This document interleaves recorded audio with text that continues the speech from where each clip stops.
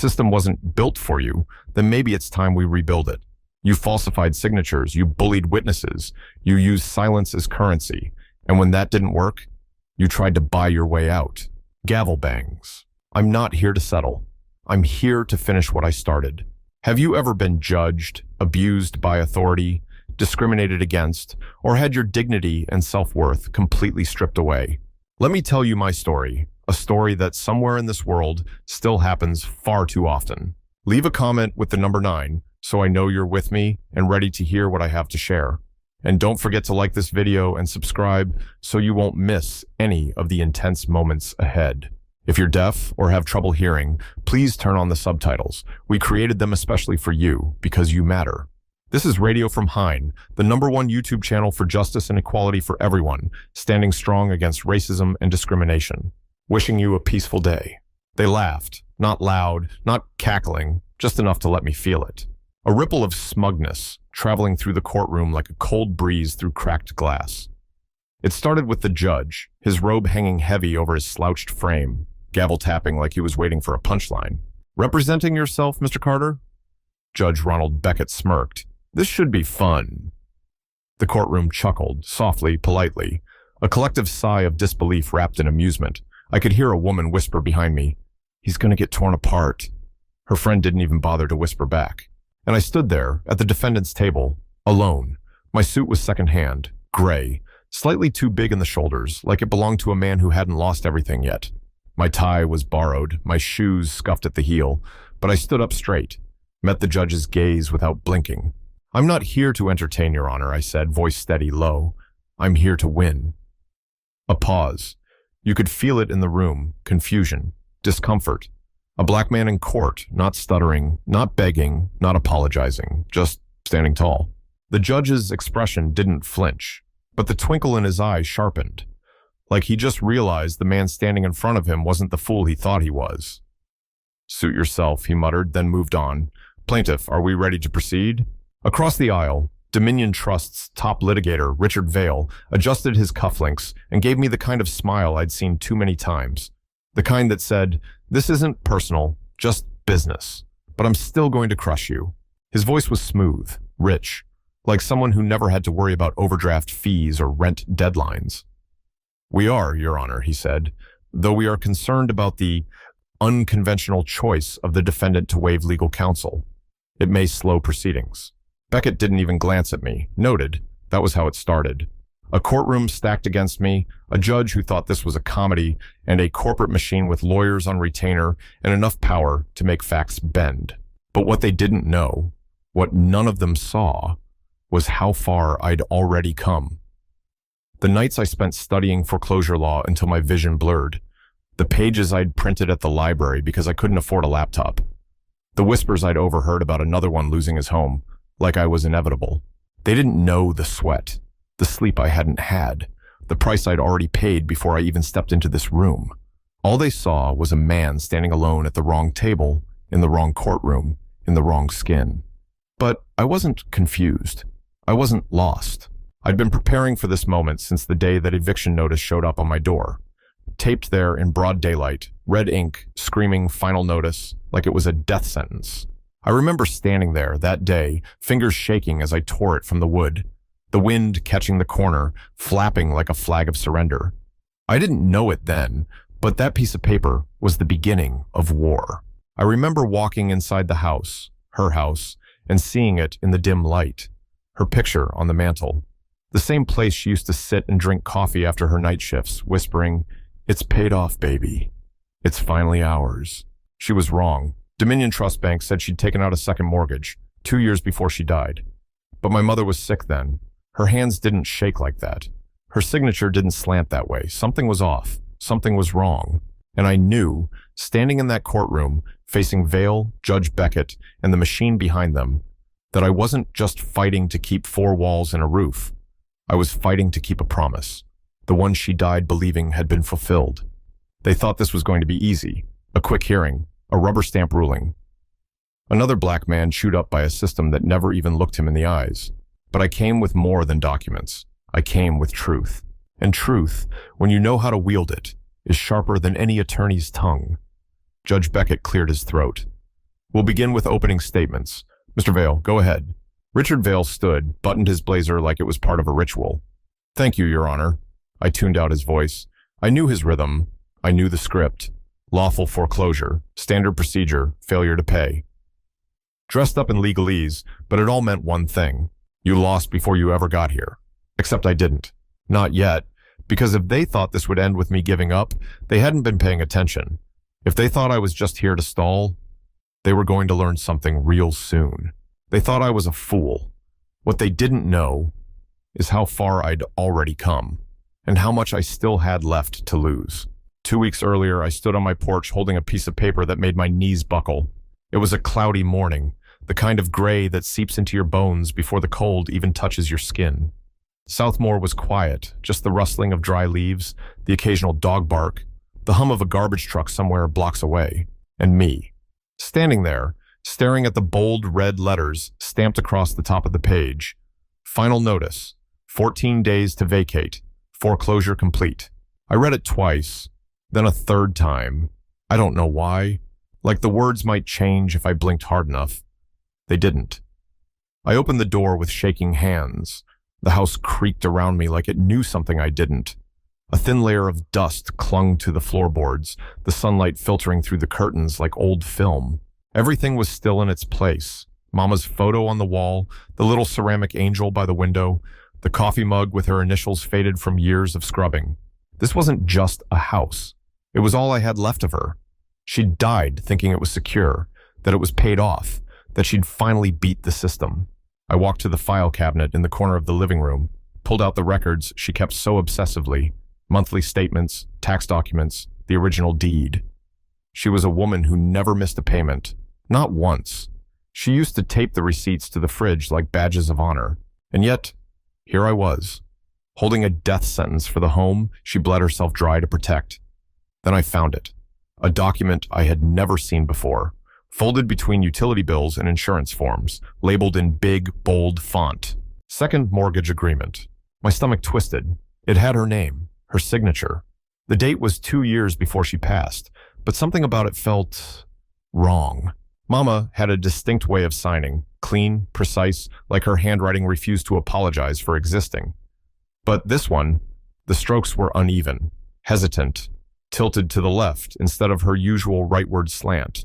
Almost like someone tried to copy it, tried to fake it. I sat there, heart pounding in my ears, that page burning a hole through my hands. No way, she would have told me, would have said something. We had rules in this house, no secrets, no surprises, especially not about money. I grabbed my phone, called the bank listed at the bottom of the form, Dominion Trust. Spent nearly 40 minutes on hold, listening to soft piano music that made my skin crawl. Finally, a voice, flat, bored. Foreclosure Department, Dominion Trust Bank. This is Carla. I cleared my throat. Yeah, I'm calling about an eviction notice. My mother's house. Janelle Carter. She passed last year. The mortgage was paid off. I have the deed right in front of me. There was a pause. Then, sir, the account is in default due to non-payment on a second mortgage taken out in 2021. That's not possible, I said, my voice rising. My mother never took out a second mortgage. I have everything. Her records, her statements. She never mentioned anything about... She cut me off. Mr. Carter, maybe you weren't fully aware of your mother's financial situation. That hit like a slap. I swallowed the heat climbing up my throat. I want copies. Every document related to this second mortgage, every signature, every file. You can submit a written request to our legal department, she said almost lazily, but it won't stop the foreclosure.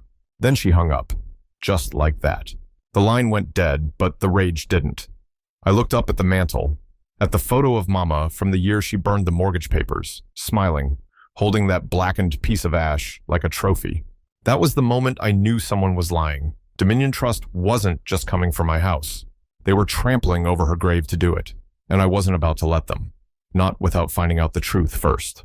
The next morning, I put on the cleanest button-up shirt I had, stuffed every document into a weathered folder, and drove across town to the nearest Dominion Trust branch. I didn't know what I expected. A mistake, a misunderstanding. Maybe someone behind the counter would glance at the signature and say, "You're right, that's not hers." Maybe they'd fix it. But when I walked in, all I saw was marble floors, overpriced suits, and a waiting room that smelled like lemon polish and privilege. The receptionist gave me the kind of smile you reserve for people who don't belong. I need to speak to the branch manager, I said. Do you have an appointment? No. Her fingers hovered over the keyboard like even typing my name might contaminate the system. She made a quick call, whispered something, then nodded toward a hallway. Down the corridor, last door on the right. I stepped into the office and met Grant Wilcox. Everything about him was neat, precise, hair parted so sharp it could slice a throat, cufflinks with tiny golden initials. His desk was spotless except for the nameplate that told me exactly who I was dealing with. He didn't stand, didn't shake my hand, just gestured to the seat across from him like I was a kid sent to the principal's office. I sat down, opened the folder, slid the deed, payment history, and the second mortgage agreement across the table. My mother's name was Janelle Carter. She passed away last year. I have documentation that this house was paid off, but you're claiming there's a second mortgage taken out 2 years ago. She never mentioned this. I found this document. I pointed to the signature, trying to keep my voice steady. This isn't hers. Wilcox barely glanced at the page.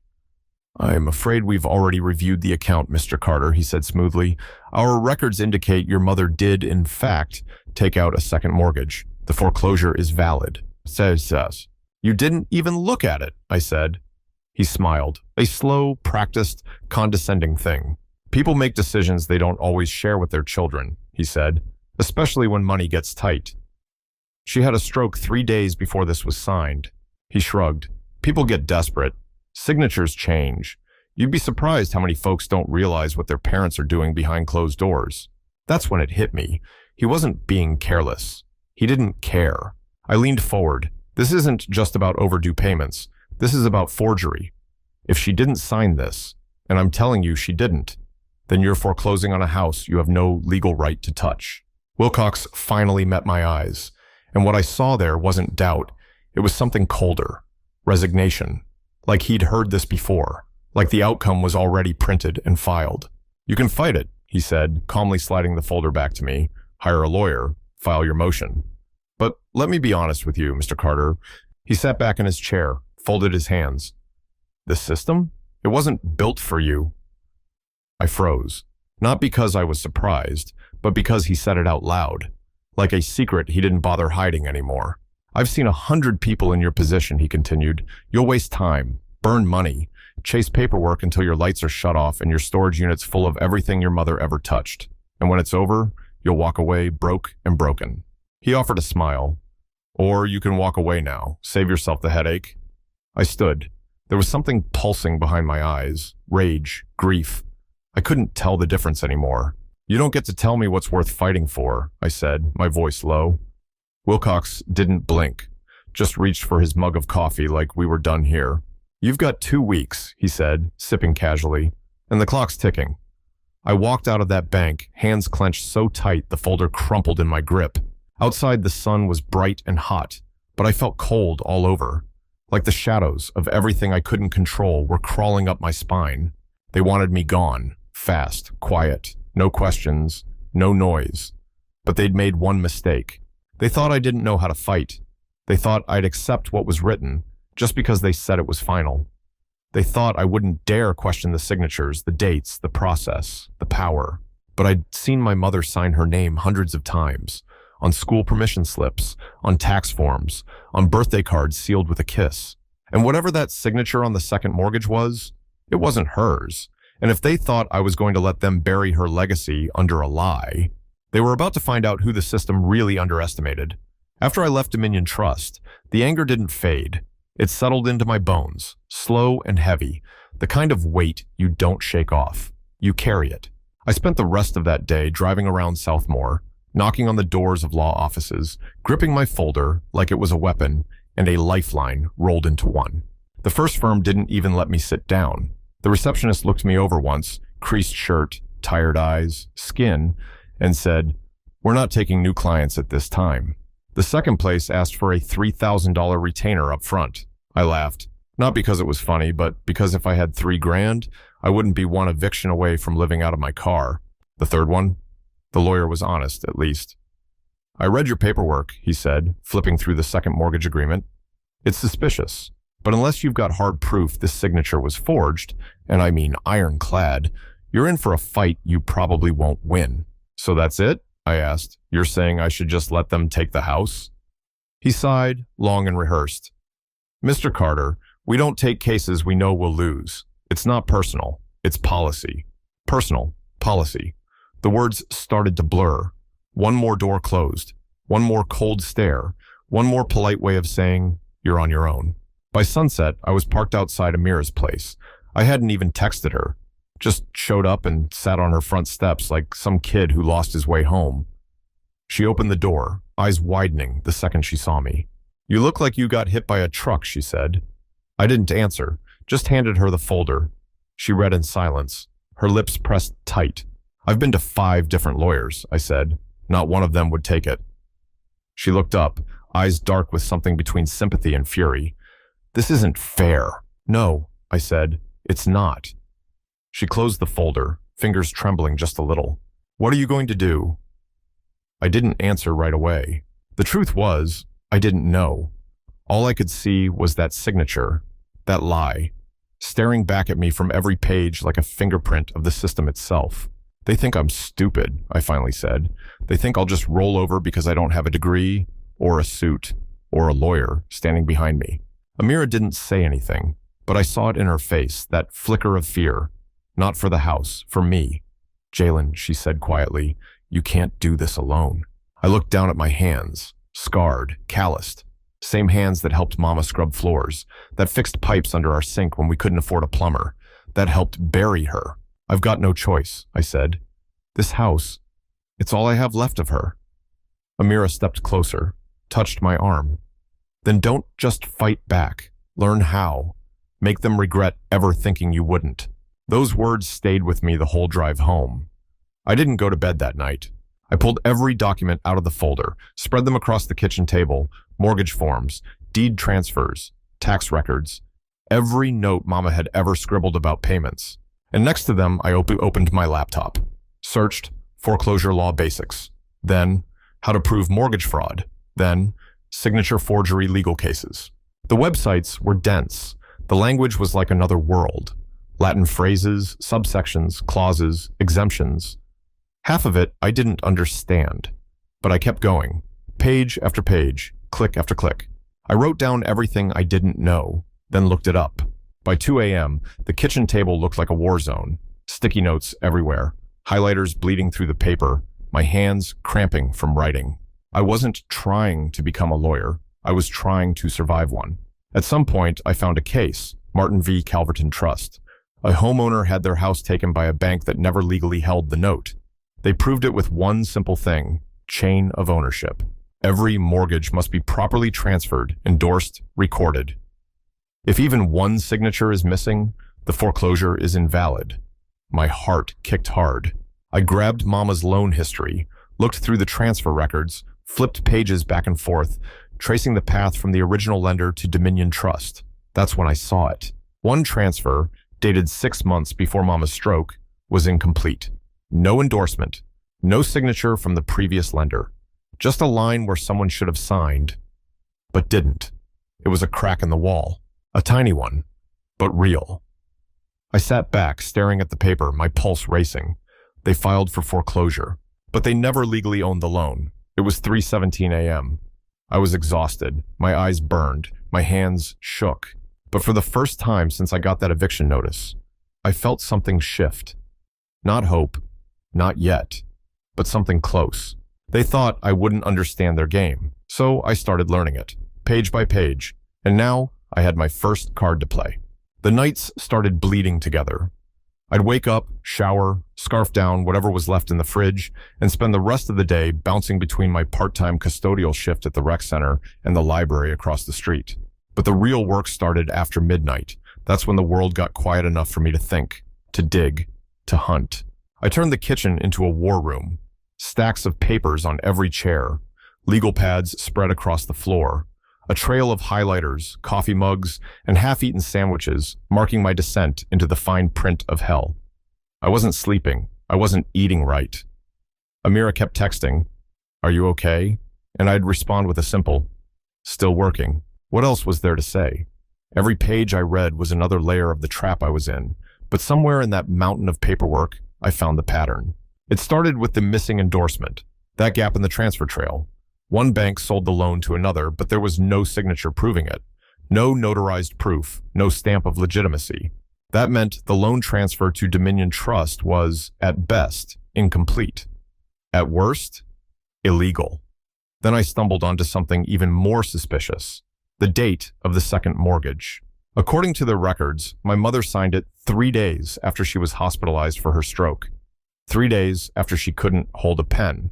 I pulled her medical file from the cabinet. She had kept everything. Discharge forms, prescription lists, the letter from the neurologist. It was all there. And it lined up. They were saying she walked into a branch, sat down, and signed a financial contract while she couldn't even feed herself without help. That wasn't just fraud. That was a setup. I flipped to the back of the second mortgage agreement. There it was, a stamp, notarized by Thelma Price. I circled the name in red ink. If anyone knew whether that signature was real, it was her. But there was no phone number, no address, just a printed name and a county seal. I wrote it down on a post-it and stuck it to the fridge, right next to Mama's old do not throw away list. I wasn't sure what I'd do with it yet, but it felt important. Like a key I hadn't figured out how to turn. Around 4 a.m., I collapsed on the couch, legal code still buzzing in my brain. The sun wasn't up yet, but the birds had started chirping. It felt cruel, like the day had already decided to move on without me. But I'd found something, a gap, a flaw. It wasn't enough to win, but it was enough to slow them down, maybe even stall the eviction. I grabbed my phone and called the courthouse, voicemail. Then I found the number for the clerk's office. When they opened that morning, I was the first call. I need to file a motion to contest a foreclosure, I said, trying to sound more confident than I felt. There was a long pause on the other end. Are you representing yourself? I hesitated. Yes. Another pause, then a sigh. Okay, you'll need to submit your motion in writing with supporting documentation. But just so you know, these cases don't usually go far without counsel. I understand, I said, but I'm still filing. I sent everything. Copies of the mortgage, the missing endorsement page, the medical records, highlighted every inconsistency. Scribbled a 3-page cover letter in pen because my printer had run out of ink. By the time I dropped it off, the woman at the front desk looked at me like I was handing her a handwritten napkin and calling it a lawsuit. Maybe I was, but it was real. It was mine, and it was in the system now. That night, I got home to find a new letter slid under my door. From Dominion Trust. This communication serves as notice that failure to vacate the premises by the scheduled date may result in forced removal by sheriff's order. Translation? They weren't waiting. They were accelerating. I stood there holding the letter in my hands, the paper shaking with me. They wanted to scare me, shut me down. But all it did was confirm what I already knew. This wasn't about debt. This was about power. And they were scared I might be learning how to take some of it back. The name stayed taped to my fridge for 3 days. Thelma Price, the notary who signed off on the second mortgage. I kept glancing at it while crossing the kitchen, wondering what kind of person notarizes a signature from someone who couldn't even speak. Was she just careless? Corrupt? Or did she not realize what she was helping them do? On the 4th morning, I stopped wondering. I decided to find her. It took me 6 hours of calling county clerk offices, combing through licensing records, and sitting in the Southmore Library with a slow public computer and an even slower printer. But I got a hit. Thelma Price, licensed notary. Expiration, active. Last listed address, Edgegrove Avenue. That was 10 miles away. I drove out in my beat-up Civic with the gas light blinking, praying it would hold long enough to get me there and back. Edgegrove was one of those in-between neighborhoods, too run down to be middle class, too proud to collapse.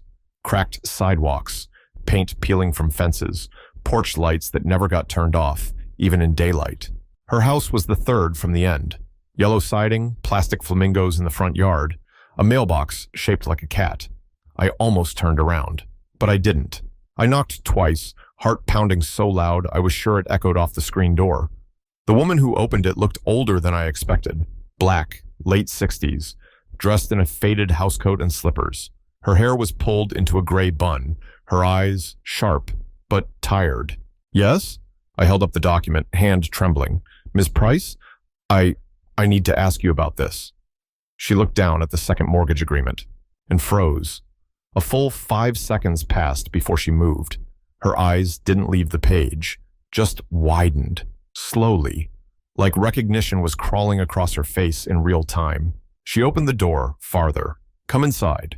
Her living room smelled like lavender and lemon pledge, doilies on every surface, a photo of a boy in a graduation cap on the mantel. She pointed to the couch. I sat. She didn't. She stood across from me, arms crossed, staring at the document like it had come back to haunt her. I remember this, she said quietly. I wish I didn't. My throat was dry. Did you see her sign it? My mother? No, she said, eyes closing. I didn't. The room felt like it tilted. What do you mean, no?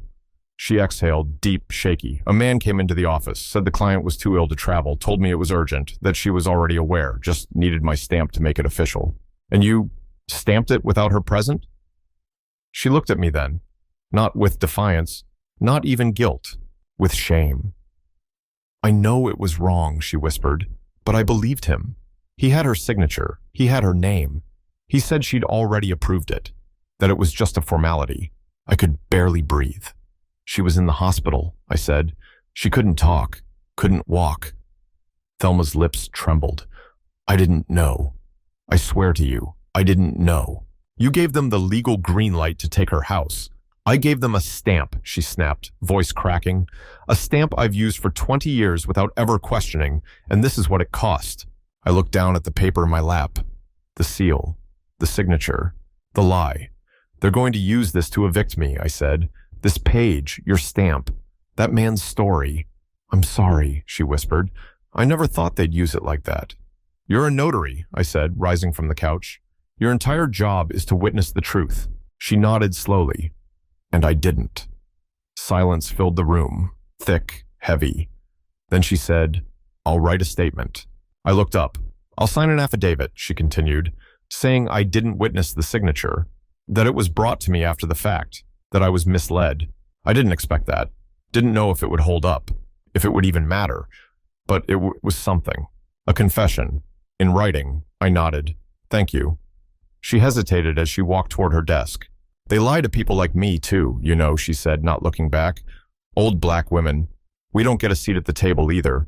We're just supposed to sign what they hand us and go quietly. That sat with me the whole way home. Yeah. I didn't tell Amira right away. I sat on the couch that night, her statement in my hands, rereading it under the dull glow of the kitchen light. The words weren't fancy, just honest. I did not witness the signature on this document. I was told the client had signed it elsewhere. I did not verify. I regret this deeply. I had something now, something real. They said the foreclosure was legal, but it wasn't. It was built on a foundation of lies and rubber stamps and quiet complicity. And now, one of those stamps was speaking up. They thought I was alone, but the truth was starting to talk back. The morning after I got Thelma's affidavit, I felt something I hadn't in weeks. A sliver of ground beneath my feet, something solid. I had her statement. I had proof the signature wasn't witnessed, that the notarization was bogus, that the second mortgage, the foundation of the foreclosure, was built on a lie. It wasn't a win, but it was a crack in the dam. I made 3 copies, dropped one off at the clerk's office, mailed the second to the judge's chambers, kept the original folded inside a plastic sleeve, tucked between the pages of my legal pad like it was sacred. Then I waited. But the system doesn't wait. It retaliates. The first blow landed before noon. My phone buzzed with a notification from my bank. Your account has been temporarily frozen due to suspicious activity. Please contact our fraud department. I stared at the screen, unblinking. Suspicious activity? I hadn't used the card in 2 days. I called immediately, got routed through a robotic menu before a bored-sounding woman named Deborah picked up. Yes, it appears your account was flagged for irregular legal transactions. What does that mean? We've noticed multiple document submissions and sudden account activity related to legal filings. That's not illegal, I snapped. That's me trying to fight a fraudulent foreclosure. I'm sorry, sir, she said, not sounding sorry at all. It's standard procedure during an investigation. Your funds will be inaccessible until the issue is resolved. The line went dead before I could curse her out. I checked my balance anyway. 0. That was everything. Rent, food, gas, gone. I tried not to panic. I failed. I texted Amira. Can I crash with you tonight? Her reply came instantly. Of course. What happened? I didn't answer. I couldn't. That afternoon, I left work early and walked out to where I'd parked the Civic, only it wasn't there. Just an empty curb and a faint trail of oil stains. I blinked, checked the signs, no tow zones, no street sweeping. Then a neighbor across the street, an older man I didn't know by name, called out. Tow truck came by this morning, looked official. I ran to the corner. Nothing. No notice. No warning. I called the impound lot. Waited on hold for 45 minutes. The woman on the other end confirmed it. Vehicle was repossessed by order of Dominion Trust. What the hell does that mean? I asked. It says the car was tied to collateral risk in an ongoing legal dispute. You'll have to speak to their attorneys. I hung up without another word. I didn't scream, didn't punch a wall. I just stood there, fists clenched until my knuckles went white. They weren't just coming for the house anymore. They were trying to erase me. I walked home, all 4 miles of it, heat radiating off the pavement, sweat soaking through my shirt, my shoes aching with every step. That night, I stayed at Amira's. She didn't ask questions, just handed me a glass of water and let me sit in silence. After a while, she spoke. This is bigger than just one house. I nodded. They're trying to break me, piece by piece. Supine, you can't do this alone. I'm not, I said quietly. Not anymore. But I didn't sleep. I couldn't. Because the next day, it got worse. At 6 a.m., a pounding on the door woke me up. I opened it to find 2 sheriff's deputies waiting. One white, one Latino, both with hands resting near their holsters. Jalen Carter? Yeah. We've had a report of trespassing on private property. Need you to come with us. My stomach dropped. Where? 1628 Willow Lane. My mother's house. That's my home, I said, and I haven't been near it in days. Don't matter, one of them said. Complaint was filed. We need to ask you some questions. They didn't cuff me, but they didn't need to. Every neighbor saw. Every eye on the street followed as they put me in the back of the squad car. At the station, they held me for 3 hours. No charges. Just questions. Just a routine check-in. When they finally let me go, I asked the officer at the front desk, was this really about trespassing? He didn't answer, just looked me dead in the eye and said, maybe it's time you stop poking the bear. The message was clear, louder than any lawsuit. I walked out of that station feeling hollow, but not broken. Not yet. They could freeze my money, tow my car, drag me out of bed and lock me in a cell. But they hadn't touched the one thing they feared the most, the truth, and I wasn't done digging. By the time I got back to Amira's place that afternoon, I was running on fumes. No money, no car, no answers. Just a legal pad full of notes, a notarized confession, and a growing list of enemies who wanted me to vanish quietly. I dropped onto her couch and stared at the ceiling like it might offer a solution. It didn't. Amira sat beside me, brushing her fingers against mine. They're trying to bleed you dry, she said, slowly, so you don't notice it until you're already gone. I nodded. That's the plan. Then I said something I hadn't said out loud until that moment. They're not just protecting a foreclosure. She turned to look at me. They're protecting a system, I said. One that runs on forged signatures, rigged timelines, and poor black families not knowing the difference between a loan and a trap. Her eyes didn't blink, just burned. And that's when I knew I needed help. Not from lawyers, not from the court, from someone who had once worked on the inside. It took me 2 more days to find her. Her name was Luciana Reyes, a former mid-level compliance officer at Dominion Trust. Quietly resigned 6 months earlier. No press, no LinkedIn, no digital footprint, except a barely active email listed in a long defunct real estate blog. I sent a message, didn't expect a reply, but the next morning I got one. Meet me. Tuesday, 3 p.m., Clock Tower Cafe. Don't be late. I wasn't. The place was tucked between a pawn shop and an old laundromat. Smelled like burnt espresso and desperation. I scanned the room until I saw her. Corner table, black hoodie, dark eyes that didn't miss a single move I made. I walked over slowly. Luciana? She nodded, said nothing. I sat. She slid a manila folder across the table. What's this? I asked. Proof, she said, of what they do, what they've always done. I opened it. Emails, memos, internal risk analysis reports stamped confidential, charts color-coded by zip code, race demographics, foreclosure rates. A printed out message from someone named D. Klein, regional executive, marked high-risk targets eels expedited foreclosure, avoid litigation by shortening challenge windows. Another email. Focus enforcement on non-represented borrowers. Low resistance equals faster recovery. No noise. I didn't realize I was holding my breath until the air left my lungs all at once. You kept these? I whispered. Luciana didn't answer right away. Then she said, I couldn't sleep at night knowing how many families we steamrolled, how many people walked into our offices thinking we'd help, only to walk out with a rope around their homes. I looked up. Her hands were shaking, slight but steady. You knew about the fake second mortgages? She nodded. We didn't create them. That's done off books. Through third-party brokers, Dominion pretends not to control. But we processed them, looked the other way. If a signature was flagged, we lost the file. If someone pushed back, we buried them in discovery. Our job wasn't to check authenticity, it was to close fast and hit quarterly targets. My chest tightened. They knew about my mother, she swallowed. Janelle Carter, yes. Her file came across my desk. I remember the notes, said she was a legacy liability. A what? It means she was too clean. No debt, no active credit issues, low profit retention, people like that. We had to make them profitable again. I felt sick. You were going to take her house just to balance a spreadsheet. She was already flagged before the stroke. After it, they pounced. I gripped the edge of the table. Why are you telling me this? Luciana hesitated. Then she said something I'll never forget. Because I helped them once, and it felt like putting my own mother on the auction block. She slid another document toward me, this one handwritten. A signed affidavit. Her name at the bottom. It was everything.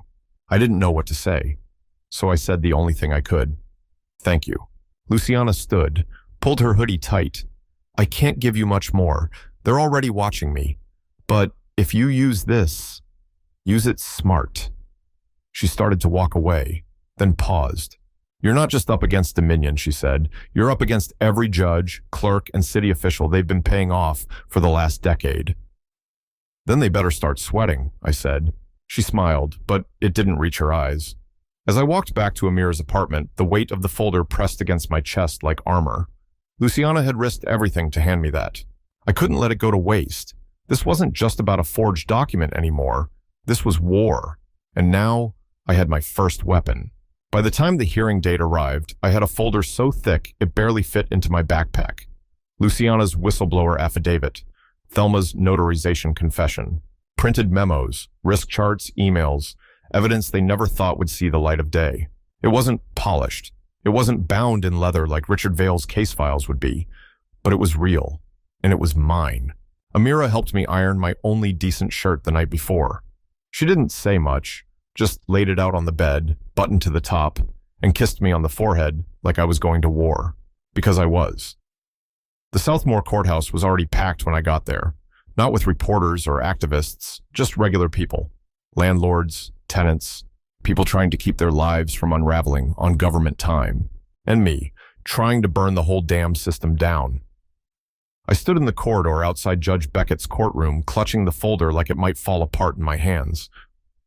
When the bailiff called my name, everything in me tensed. Case 402D, Jalen Carter versus Dominion Trust Bank. I stepped inside. Richard Vale was already seated at the plaintiff's table, slick gray suit, gold watch that caught the light like it had something to say. He didn't bother looking at me, just whispered something to a junior associate and adjusted his tie. I took my spot at the defense table, alone. The judge entered. Beckett, mid-60s, white, deep-creased forehead, looked like he'd been carved out of stone and never learned how to smile. He shuffled through his paperwork like he was scanning grocery receipts. This is a preliminary motion hearing, he grumbled. Defendant has filed a request for discovery. Mr. Carter, you're representing yourself? Yes, Your Honor, I said, voice steady. Vale cleared his throat. Your Honor, we move to strike the defendant's discovery request. This case is cut and dried. The property was foreclosed pursuant to a valid mortgage. Any further delay simply burdens the court. Beckett didn't even glance my way. Mr. Carter, your response? I stood, hands slightly shaking. With respect, Your Honor, nothing about this case is cut and dried. I walked to the bench, held up two versions of the same document, the original mortgage and the second mortgage Dominion claimed my mother signed. Look at the signatures. They're different. Beckett squinted. That's speculative, Vale snapped. Signatures vary with age and health. My mother had a stroke 3 days before this was supposedly signed, I cut in. She couldn't move her hand. and the notary who approved this document has signed a sworn affidavit stating she never witnessed it. I placed Thelma's statement on the bench. Beckett raised an eyebrow. Furthermore, I continued, Luciana Reyes, former Dominion compliance officer, has provided testimony showing a pattern of racial targeting and fraudulent foreclosures in Southmore. I have the documents to prove it. Vale stood abruptly. Objection. Your Honor, these so-called documents were acquired through improper channels. I didn't let him finish. They weren't stolen. They were handed to me by someone who couldn't sleep at night knowing what you people were doing. Beckett banged his gavel once. That's enough. Silence dropped over the courtroom like a curtain. He picked up Thelma's affidavit, read a few lines, then the chart, then the memo. His fingers paused on the word expedited foreclosure targets. He looked up, finally. This is highly unusual, he said slowly. Mr. Vale, can your client produce the original wet ink signature pages of the second mortgage? Vale's jaw clenched. They're in archive. We'll need time to retrieve them. Beckett turned back to me. And you believe these documents justify a full discovery process? I don't just believe it, I said. I know it. Beckett exhaled. This court is reluctant to expand proceedings based on unverified documents. I cut in, heart hammering. Then verify them. I stepped forward. Give me discovery. Let me prove what they're hiding, or let them prove me wrong. But if you shut me down now, you're siding with a lie. Another pause. Beckett rubbed his temple. This isn't how things are usually done. I held his gaze. That's kind of the point. He leaned back in his chair, looked at Vale, looked at me, then banged the gavel. Discovery request is granted. Plaintiff has 10 days to produce all original documents pertaining to the mortgage and foreclosure process. We will reconvene thereafter. I didn't move. I didn't even breathe. Vale leaned toward his associate, whispering with a little more urgency now. I caught a flicker of something in his eyes. Not anger, fear. As I walked out of the courtroom, my legs felt like water. Amira was waiting in the hallway. She didn't say anything, just reached for my hand and squeezed. They gave you discovery? She whispered. I nodded. We stood there in silence for a long time. People rushed past. Names were called. Cases moved forward. But mine had just opened a door no one expected me to reach. Not me, not a broke black man with no attorney. But here I was. For the first time, I had them on the defensive. And now? Now I had 10 days to make the truth louder than their money. The win in court didn't taste like victory. It tasted like warning, the kind that settles in your mouth before the storm hits. Beckett granted discovery. Dominion Trust had 10 days to hand over the original mortgage docs. But I knew better than to think they'd roll over. They were too rich, too protected, too dirty, and they had too much to lose. It started with Luciana. She called me at midnight, voice trembling. They fired me. What? I sat up in bed, adrenaline wiping the sleep from my chest. They said I breached confidentiality, said I accessed restricted files without authorization. You didn't. I did what I had to, she said. But they're not stopping there. Jalen, they froze my bank account. My blood turned cold. They can't. They did. I have no access to my paycheck. My landlord already called. If I don't pay rent in 3 days, Luciana. I knew they'd retaliate, she whispered. I just didn't think it'd be this fast. I gripped the phone tighter. They're scared, I said. You hit something. You hurt them. She let out a bitter laugh. Then why do I feel like I'm the one bleeding? The next morning, Thelma Price left me a voicemail, short, clipped, but terrified. Mr. Carter, someone came to my house, said they were from the county, asked about my notary license, said I was under review. I haven't notarized anything in months. Her voice cracked. I shouldn't have said anything to you. I'm sorry. Please don't call again. Click. The line went dead. I stared at the screen, a sick knot twisting in my gut. They were coming after everyone. And then it hit home. Literally. When I stepped outside Amira's apartment that afternoon, there was a black SUV parked across the street. Same vehicle. Every day now. Engine off. Windows tinted. Just sitting there, watching. Amira noticed, too. They were out there last night when I took out the trash, she said. Didn't move. Didn't blink. You sure it's the same one? Jalen, I know when someone's watching me. She crossed her arms, jaw clenched. I didn't sign up for this. I know. They're not just messing with your life anymore. They're creeping into mine. I couldn't look at her. I'll fix it. No, she said. You'll fight it, and I'll stand beside you. But don't pretend this isn't costing me too. That silence between us? It was the sound of reality sinking in. They weren't just trying to win in court. They were trying to destroy me, piece by piece, layer by layer, smear the witnesses, freeze the allies, watch my relationships crack under pressure. I went to the library that evening, needing to focus, needing somewhere they couldn't touch yet. I sat at my usual table in the back corner and pulled out my binder, everything I had. I flipped through the pages like I was counting scars, the notary affidavit, the internal emails, the risk maps. Then I opened a notebook, wrote at the top of a blank page what they've done so far, froze my accounts, towed my car, got me detained, fired Luciana, threatened Thelma, stalked Amira. I underlined the last one twice, then wrote, what they can't touch. I stared at the page. At first, I couldn't think of anything, but slowly the pen started moving. The law. The truth. My mind, I kept writing until the page was full, until my fear turned into fuel. I wasn't just some angry tenant waving papers in a judge's face anymore. I was a problem, a threat, a loose end they couldn't tie up. They could strip away everything, but they couldn't unteach me what I'd learned. That night, I stayed with Amira, but neither of us slept. I lay awake, listening for footsteps in the hallway, for knocks that never came. By morning, the SUV was gone, but its shadow lingered. So I did what scared men never expect. I pushed forward. I spent the next 2 days drafting a supplemental motion, organizing exhibits, annotating every email, affidavit, and document. I added footnotes, case law, precedent from other fraud cases I'd spent weeks studying. Then I printed 5 copies. 1 for the court, 1 for Dominion, 3 for me, because I didn't trust anything not backed up 3 times over. On the way to the clerk's office, I got a text from a number I didn't recognize. You're making a mistake. Walk away. No name, no ID. I stared at it for a second, then deleted it. No response. They wanted me scared. What they didn't understand was, I'd already lost everything they thought would scare me. What was left was mine. 3 days after I filed the supplemental motion, I got a call from a number I didn't recognize. No voicemail, just a missed call. Then another, then a text. Need to see you, urgent. It's Luciana. I met her at the same park where she first handed me the Dominion files. She was already sitting on a bench when I got there, sunglasses on, hood pulled low. Paranoia looked different when you had a reason for it. She didn't speak at first, just stared at the ducks floating in the algae-covered pond. Then she pulled out a flash drive, held it out like it weighed more than it should. I got this from someone I used to work with, an old IT guy. He quit after everything with your case started blowing up. I took the flash drive. What's on it? She didn't look at me. A video. Internal meeting. Dominion executives. It's not long, 5 minutes maybe, but she finally met my eyes. They knew, Jalen. They knew everything. I nodded slowly. You watch it? She shook her head. No, I couldn't. I didn't want it on my computer. I used a burner. Watched it once. Deleted it. Made 1 copy. Her hands were trembling.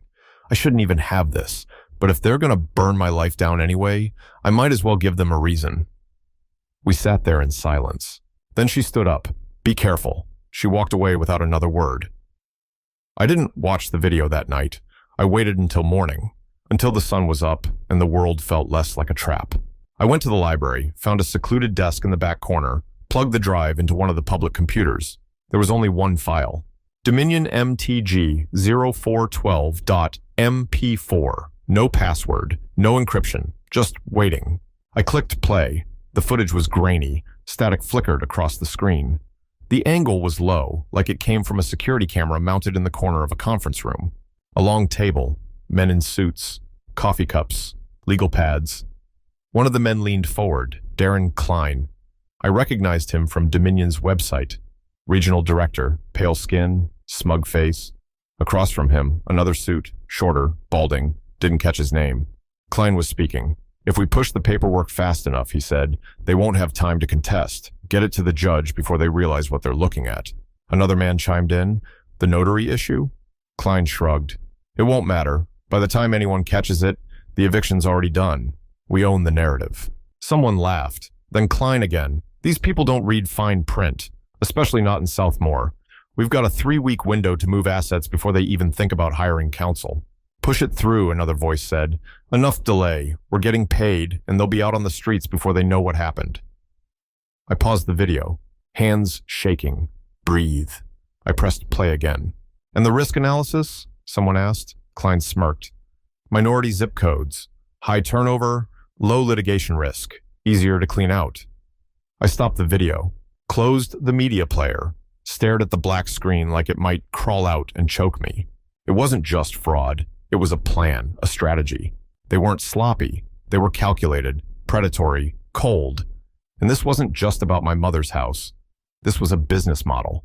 I pulled the drive out, tucked it into the inner pocket of my jacket, and left the library without looking back. That night, I watched it again, just once, alone, no lights, just me and the weight of knowing. It stayed in my ears long after the screen went dark. Push it through, delay just enough. The next morning, I made 5 encrypted copies, stored them on cloud drives, USBs, email drafts. They could take everything else, but not this. Not again. I called Amira, met her at a quiet diner downtown. She watched me slide the flash drive across the table like it was a loaded weapon. What is it? Proof. She didn't touch it, just stared at me. What kind of proof? The kind that ends careers, maybe ends dominion. She leaned back. And what happens to you? I didn't answer, because I already knew. They'd come harder, meaner, dirtier, but the truth was heavier than my fear. I need to get this in front of a real attorney, I said. A real team. You think they'll take it? If they see this video and still turn me away, they're not lawyers. They're cowards. She reached for my hand. Then let's find someone who's not afraid. That night, I made a list of every civil rights firm within a 100-mile radius. Checked everyone for conflict of interest. Most were already tied to Dominion through donations or legal ties. But one name kept coming up. Freedom Justice Alliance. Local, small, underfunded, but loud. They'd taken on police departments, landlords, school boards.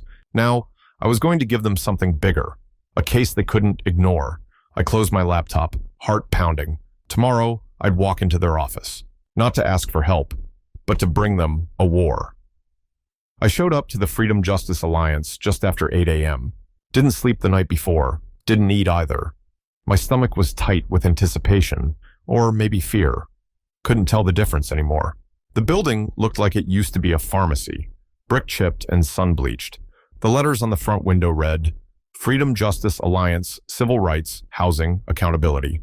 The front desk was staffed by a young black woman with box braids, glasses, and the tired look of someone who had seen too many stories like mine.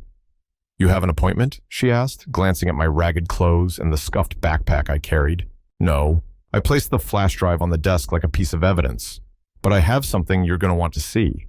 She raised an eyebrow. Everyone thinks that. It's a video of Dominion Trust executives admitting to fraudulent foreclosure practices, including racial targeting. That made her pause. She picked up the flash drive and turned it in her hand, then looked me in the eyes, really looked. Sit tight.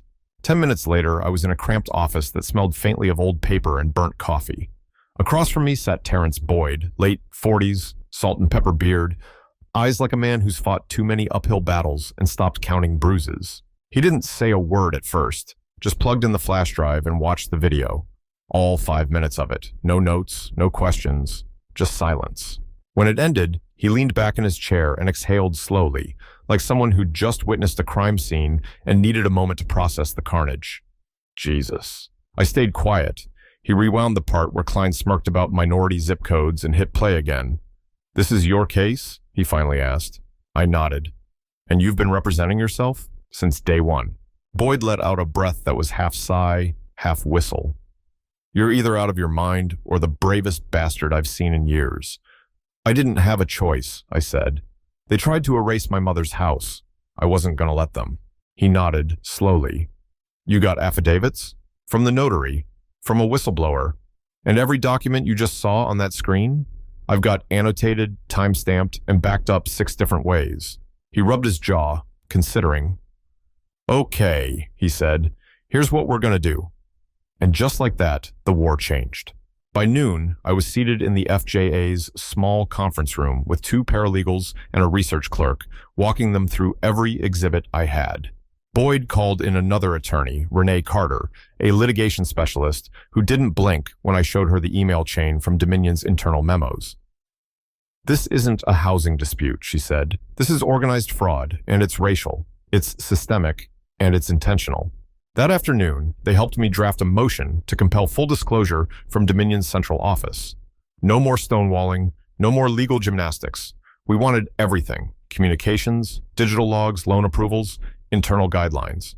We also began preparing a motion to refer the case for federal review under the Fair Housing Act and Civil Rights Act. Dominion had crossed more than just legal boundaries. They'd weaponized racism for profit. Make no mistake, Boyd told me, eyes locked on mine. They're going to come for you, harder than before. This time, they'll use the press, maybe the courts. They'll smear your name, maybe even try to paint this as some vendetta. I don't care, he studied me. You should, because once this goes public, there's no going back. I leaned forward, voice low. They destroyed everything I had. My mother's home, my credit, my job, my peace. What else are they going to take?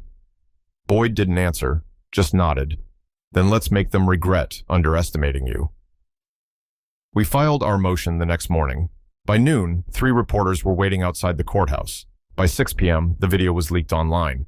It started small, a viral housing justice account on Twitter, then a civil rights blog, then national news. By the time the 10 o'clock news aired, Dominion Trust Bank's name was on every major outlet in the country.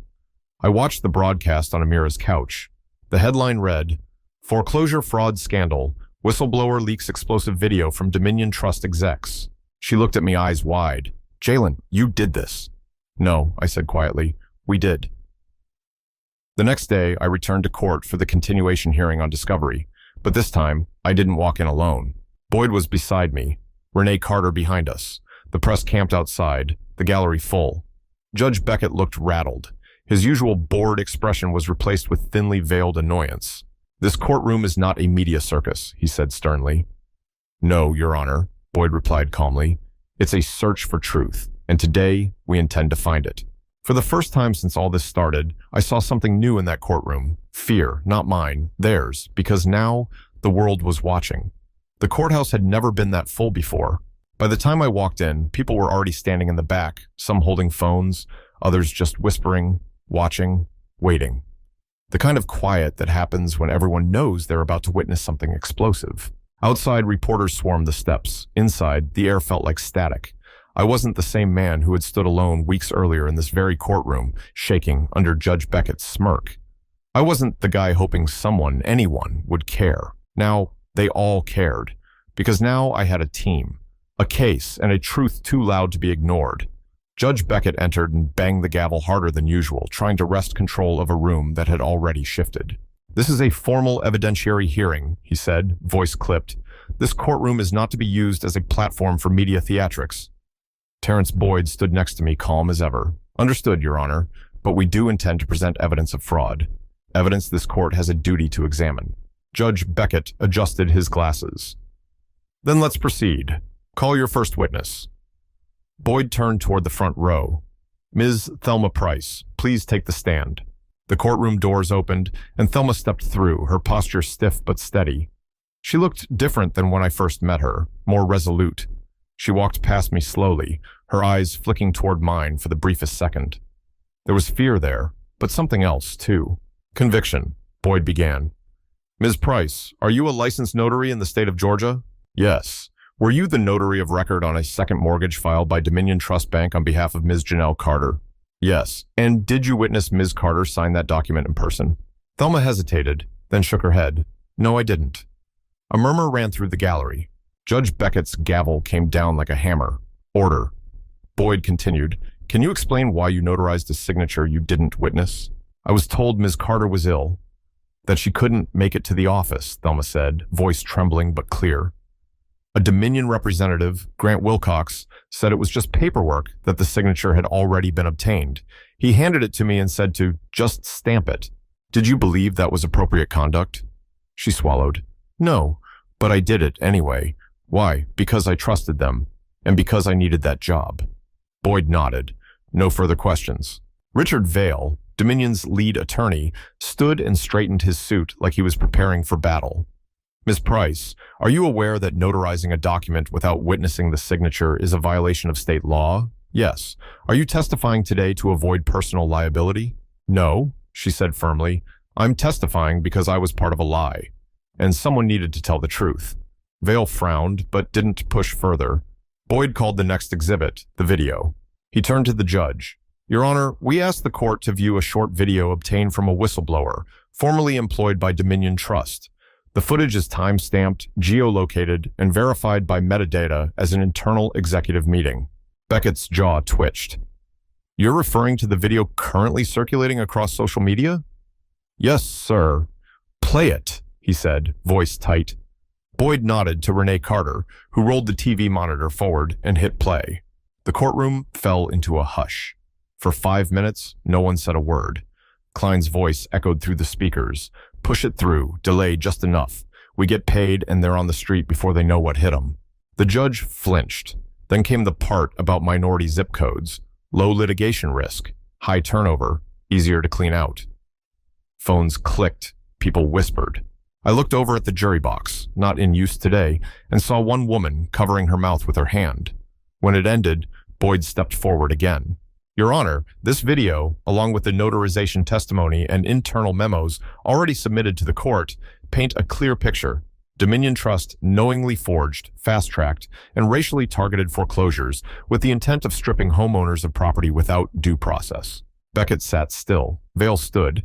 His voice wavered just slightly. Your Honor, we dispute the authenticity of that footage. Boyd cut in. We subpoenaed the server it was pulled from. Metadata matches Dominion's own systems. We can provide a digital forensic report within 48 hours. Judge Beckett held up his hand. I don't need it. He leaned forward, looking straight at Vale. I've seen enough. The gallery held its breath. This court grants a full evidentiary review of all foreclosures conducted by Dominion Trust in the last 5 years in Southmore County. Until further notice, the foreclosure on 1628 Willow Lane is stayed. Any attempt to proceed will be considered contempt of court. My knees nearly gave out, but I didn't celebrate, because it wasn't over. As we packed up our files, Vale leaned toward Boyd and me. His smile was gone. You think you've won, he said, his voice like ice. But people like you don't get to win for long. This isn't about truth. It's about power, and power always recalibrates. I didn't blink. I looked him dead in the eyes and said, then maybe it's time power got recalibrated too. Outside, cameras flashed, reporters surged, but I barely heard them, because all I could think about was how this wasn't the end of a fight. It was the start of a reckoning. The courthouse doors shut behind me, but the fire didn't fade. Not this time. We had pulled off the impossible, made the truth too loud to ignore. Judge Beckett had finally blinked. Dominion Trust was cornered. For once, they were the ones scrambling to explain themselves. But just when I thought I'd bought myself a breath, the system reminded me who I was dealing with. 2 days later, the call came. I was standing in the kitchen at Amira's, scraping the last of the instant coffee into a chipped mug, when my phone buzzed. Unknown number. I let it ring once, twice. Then I picked up. Mr. Carter? The voice was smooth, confident, too confident. This is Mitchell Crane, Senior Counsel for Dominion Trust's Executive Legal Division. I represent Dominion in higher-level negotiations. Mind if we talk for a moment? I didn't say anything. Crane didn't wait for permission. We'd like to make you an offer, he continued, a generous one, to put this matter to rest. Quietly, privately, permanently. My hand clenched around the mug. Define generous. A 6-figure settlement, he said, without skipping a beat. High sixes. Tax-free. Immediate wire transfer. In exchange, you agree to drop your lawsuit, withdraw your motions, and sign a standard non-disclosure agreement. I stared at the wall. White paint. A small crack near the ceiling. I counted the seconds between my breaths. He was still talking. You've brought a great deal of attention to yourself. We understand that. We respect it. But Dominion is prepared to act decisively to protect its reputation and its investors. There it was, the mask slipping. This wasn't a peace offering. It was hush money. You came all this way, I said slowly, just to buy my silence? Crane chuckled. No, Mr. Carter, we came all this way to give you your life back. That sentence hung in the air like smoke. He meant it as a threat. I ended the call without another word.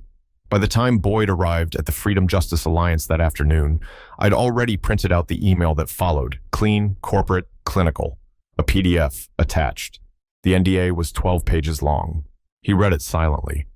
"They're scared," I said. He nodded. "They're very scared. I'm not signing it." "I know." We both stared at the document for a while. Then Boyd looked up. "You realize what this means, right? You could have taken the money and walked away, bought a new home, cleared your name, lived quiet." "They ruined my mother's name," I said. "They put her picture in a foreclosure file like she was just a statistic. They forged her signature and dumped her memory on a curb." I pushed the envelope across the table. "I'm not for sale." Boyd smiled. "Not a big one.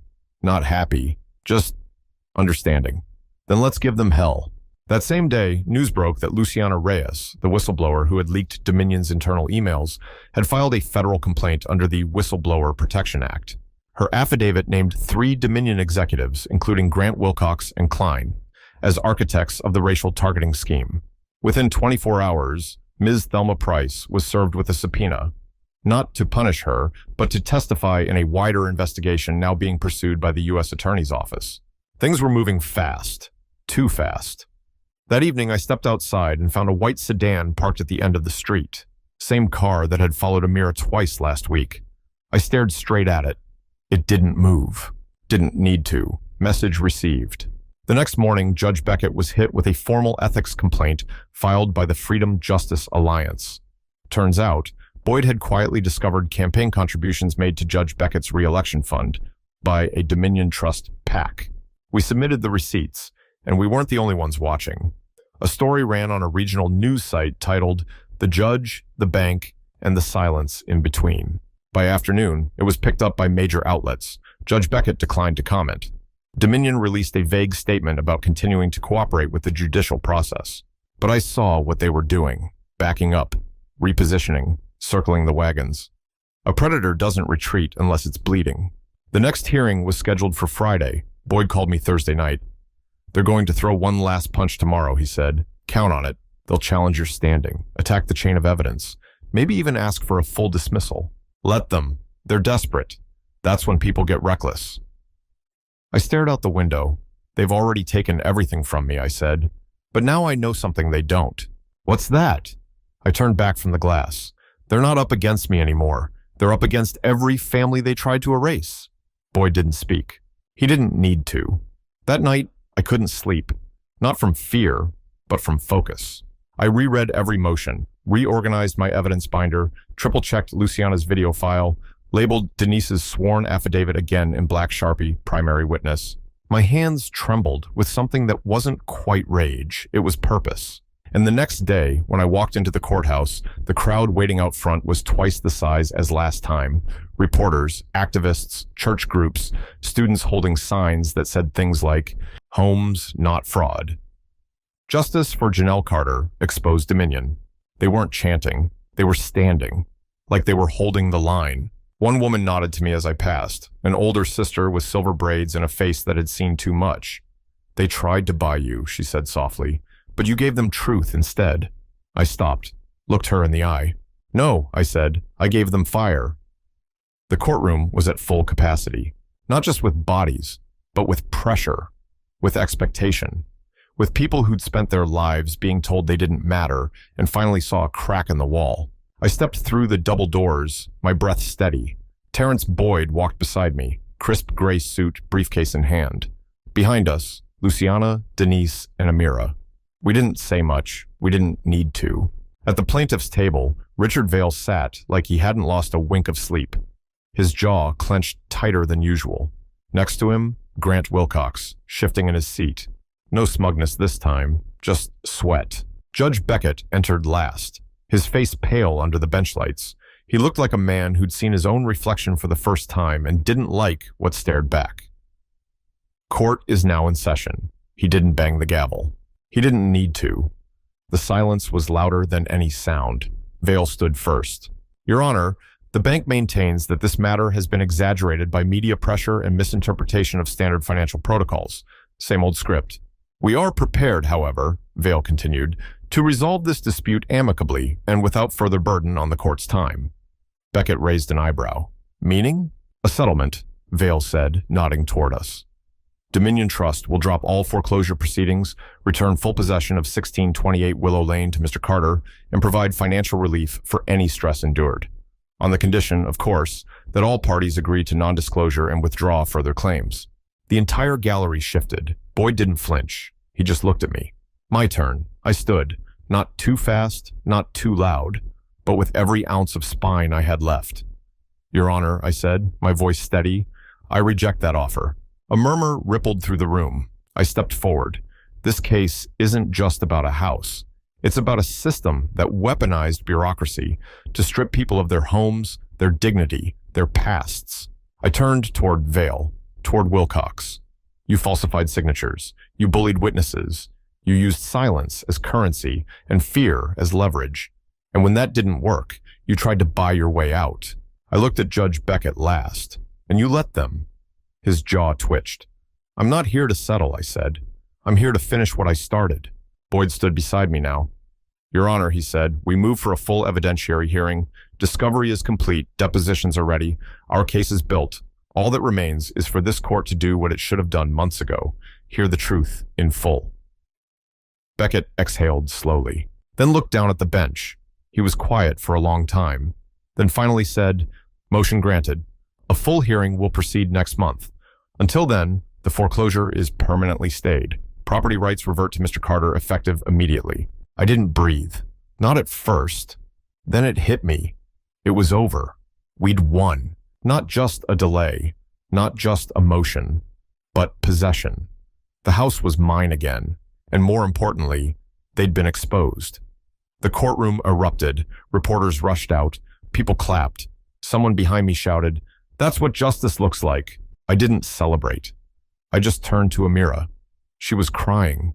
Not the loud kind, just quiet tears, like relief had finally punched a hole through the fear. I squeezed her hand. Outside, the courthouse steps were flooded. News crews, protesters, church leaders. A sea of people whose stories had never made it into legal filings. I gave one interview, just one. The reporter asked me, "What would your mother say right now if she could see this?" I looked at the camera, then straight past it. "She'd say it took long enough," I replied, "but she'd be proud, because they tried to make me a footnote."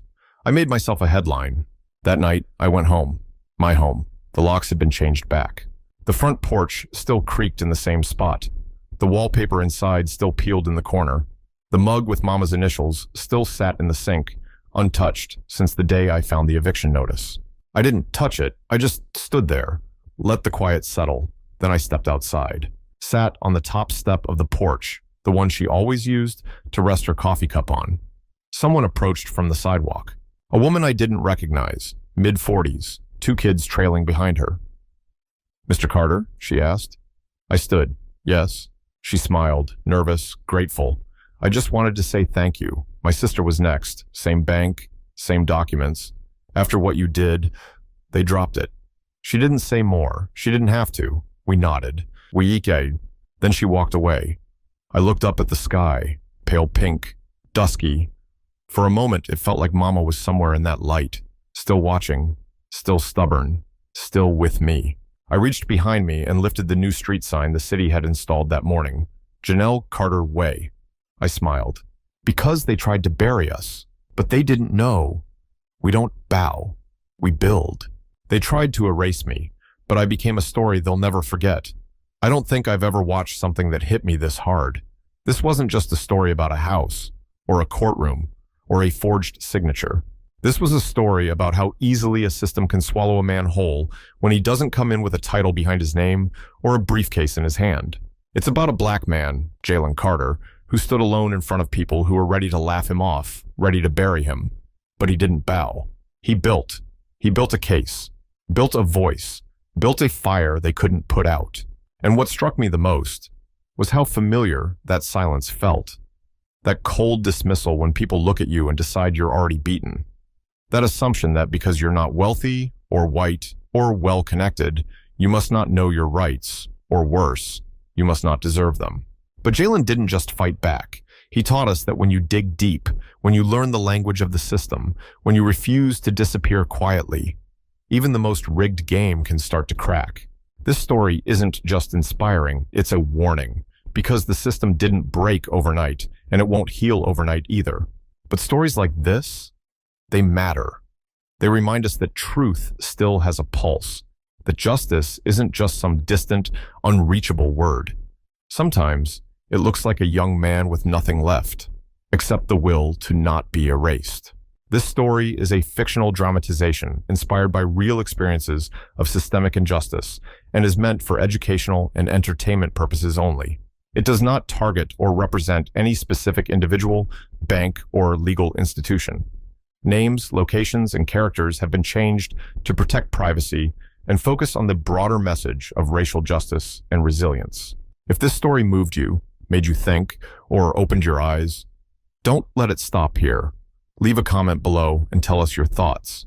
Hit the like button so more people see this message. Share it with someone who needs to hear it.